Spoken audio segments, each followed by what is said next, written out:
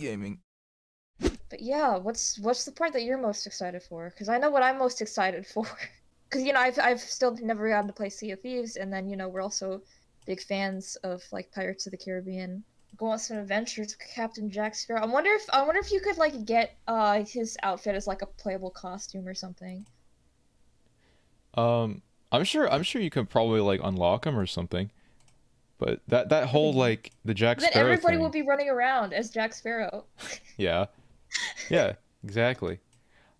The the Everybody's.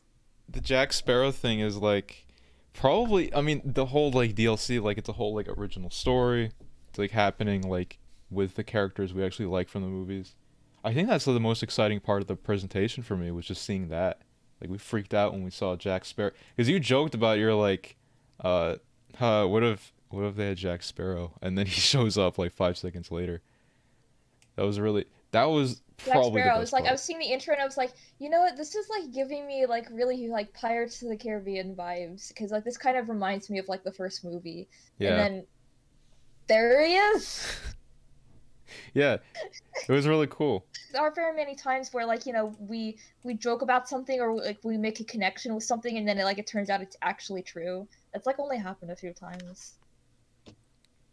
Yeah, and it came out of left field too because it seems like something that's like similar to, but I never actually thought they would partner with Disney. I don't know because just I don't know Disney just didn't seem like they would do that. And then here you go, you have Awesome, and I think DLC. maybe part of the reason that Disney would have agreed to that was because like I know that a lot of people that were playing the game would enjoy playing the game like would like are like big Pirates of the Caribbean fans and like I know that there have been people like that play the game that like that were really wishing they could like have something that's like related to that and like there are people that would try dressing up to look like Jack Sparrow in the Yeah, game. he's like the iconic pirate character, you Yeah. know. And plus they have characters like Gibbs, First Mate Gibbs, and then Davy Jones, and his ship. I hope you get to sail on the Black Pearl though. That would be such a missed opportunity if they don't. Maybe they did. Maybe there was the Black Pearl and I missed it because I was too excited. But If you can unlock the Black Pearl as your ship, or if you can unlock like playing as Jack Sparrow, like at some point in the game, like everybody online is going to be is going to be manning that ship and playing as Jack Sparrow. I mean that's what I did. I don't think he could play as it. I think he's an NPC. He's Yeah, he'd probably fit best as an NPC, but like it would actually would kind of be really funny to see everybody just be the but same character. I think it would be cool to serve on his crew though. If you could serve on his Yeah, crew, if all his crewmates were there and like the guys who always loses his eye, those two guys if they're there, yeah, maybe there'll be a faction for like being a part of his crew or I something. hope so. Well, one of the complaints I saw about the game was that like some people felt there wasn't much progression, that like um it doesn't have a lot of replayability because you go in, you get treasure, you do some fights and that's it. This kind of stuff like an actual like story I hope not. expansion that adds some pretty sick replayability and some new content, and it's free too, and it comes out like in a week or so for free. That's so cool. That was Look at me. yeah.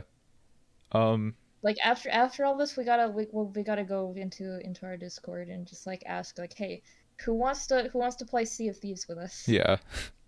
I think Nick wanted to play it. It's $40 right now and I hope it goes on sale soon. Other stuff that's free, Halo. The Halo multiplayer PvP is gonna be free. I wasn't really expecting that because I don't know. I just didn't think they were gonna do it for Halo because the story is such a big part. I thought they would have bundled it in to maximize sales, but um, it looks okay.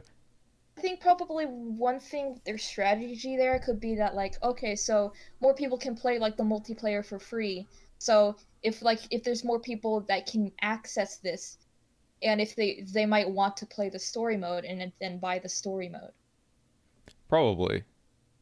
I always thought it was more so just marketed toward the hardcore fans to pay for the story mode and whatnot. Cause I never played a Halo game, but the multiplayer looks fun, and trying it for free is like kind of like that gateway to it. And if I ended up liking the world enough, I might consider getting the story. But In terms of like how it looked, I thought it was a the game. I thought it was a pre-rendered cutscene, and then they showed it actually transitions to real-time gameplay, and it was definitely a couple steps up from what we've seen before. Like the really rough graphics before were kind of a turn off, but it looks definitely looks like there's improvement. A lot of other stuff they kind of already showed. Like they showed, I guess Among Us coming to Xbox is like a thing, but they already showed Among Us. They already And showed like Far everybody's Cry. played Among Us. Yeah. Well, actually, wait. They showed Far Cry gameplay. No Starfield gameplay. Surprisingly. I was kind of hoping they would. A lot of games still that they basically just show cinematic trailers of and not really much that gives us a clue on what the gameplay's like. Yeah. That's something we mentioned. It was like the Outer Worlds trailer, the Outer Worlds 2 trailer. Which, by the way, it's crazy Outer Worlds 2 was even happening, given that the first one came out just like a few years ago. But uh, the Outer Worlds trailer like lampshaded that, saying, "Oh, here's a epic trailer that is just pre-rendered stuff. We don't actually have the gameplay. Here's a lens flare." And then right after that, they show Yeah. like 5 trailers of the same exact thing except playing it straight. And then it's like, and then finally the title. Yeah, and then finally the title. Yeah, and it's like you said, like these games are made by different studios, so it's not like Outer Worlds is calling out a specific studio or one studio is like intentionally making it generic, but it's kind of weird to have that in the same presentation, like when it's directly parroting trailers that in the same presentation want you to take them seriously. What else? They showed that some neat, like I guess indie games, like the 12 minutes. It's kind of interesting. Like third party. Yeah, and like the well, no, it's technically first party because it's an Xbox studio. So I guess I can't call it indie either. I mean, if it's first party, it's not an indie game. I just thought it had like the vibe, like a lower budget, like smaller scale. Definitely not going to be $60. Like that Pixel game, the one that's kind of like a beat 'em up, but also a platformer. Or The art style is really and dope. like some of those like 2.5D looking Yeah, games. yeah, that one, and then the one you liken to Little Nightmares. Forgot the name of that one as well. Yeah, and like with the I just want to say again with the 2.5D style, like I really like that style and kind of wish like, you know, like some studios would like mess around with that kind of style more, because I really want to see more of it. Like when I was like only like when it was like because I was only really starting to see like a little bit of it when like Octopath Traveler was a thing, and like it's like cool. I want to see more stuff that looks like this. I think yeah, because of the like the positive critical reception for Octopath, I feel like more studios are more confident about that kind of art style. Yeah, like I Um, want to see more than just realistic 3D games. I want to see some cool artistic stylized stuff.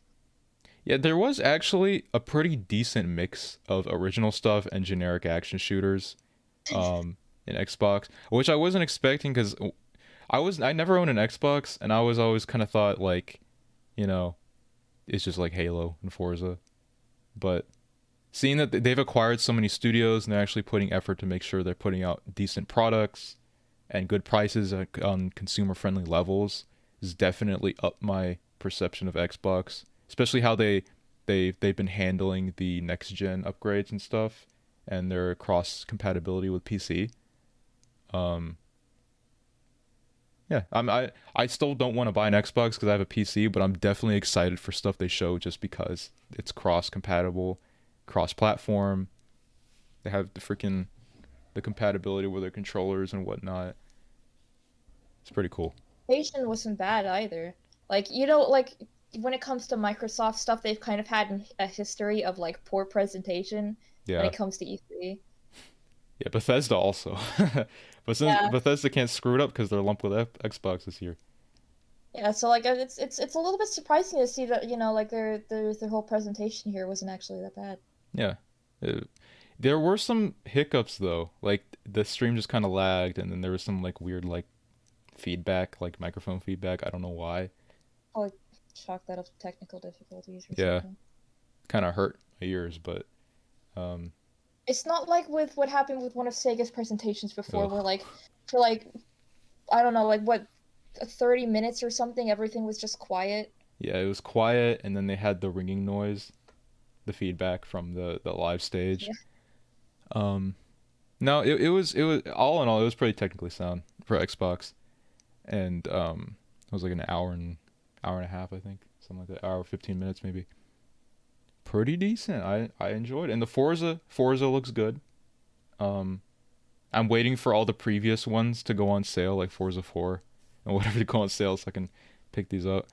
Cause Hard to afford many games in the times we're in right now. yeah, definitely for people who want to buy all the games that are coming out. Cause they announced so many games that are actually coming out this year within the coming months. It's so neat to have presentations now that say a game's coming out soon instead of having to wait another couple years. That's really refreshing after like 2020.